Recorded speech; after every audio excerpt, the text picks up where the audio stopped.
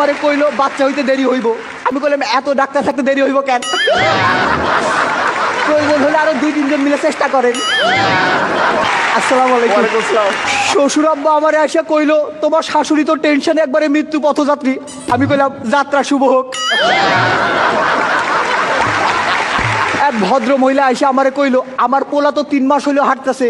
আমি কইলাম হায় হায় ওরে আটকান, বহুদূর তো চলে গেছে।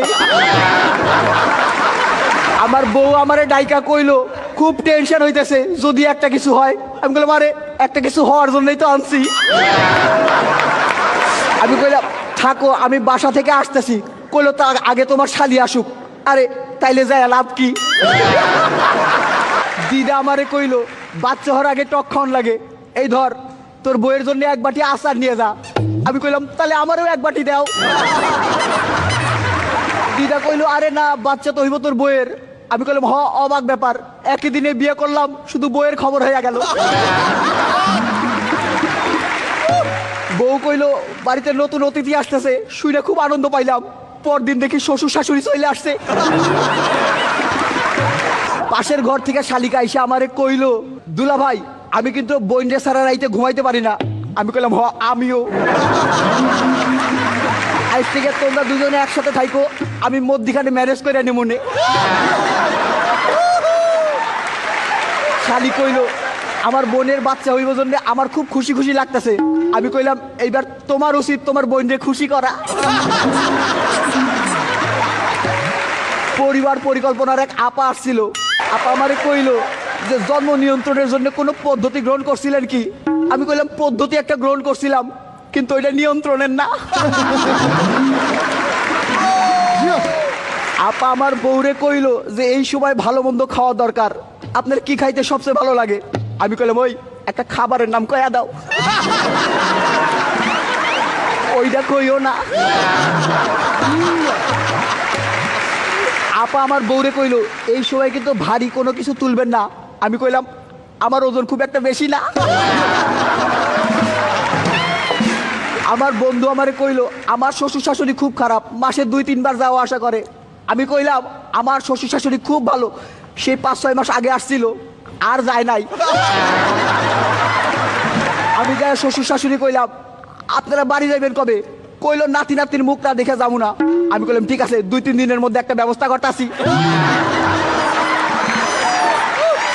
হানিমুন থেকে ফিরেই তো বউরে হাসপাতালে পাঠানো যায় না, লোকজন কি মনে করবো, তাই বিস্তারিত একটু কইলাম। শালিরে করে রিক্সায় করে হাসপাতালের দিকে আসতেছিলাম। শালি আমার জড়াই ধরে কইলো আমার খুব টেনশন হইতেছে।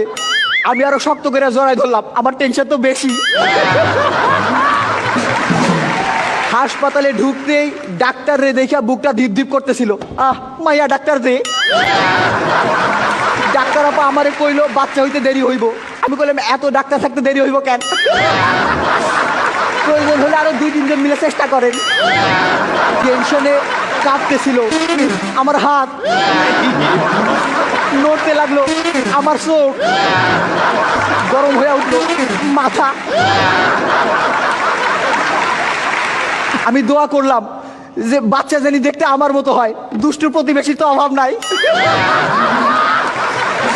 এমন সময় নার্স আইসা কইলো আপনার একটা ছেলে সন্তান হয়েছে।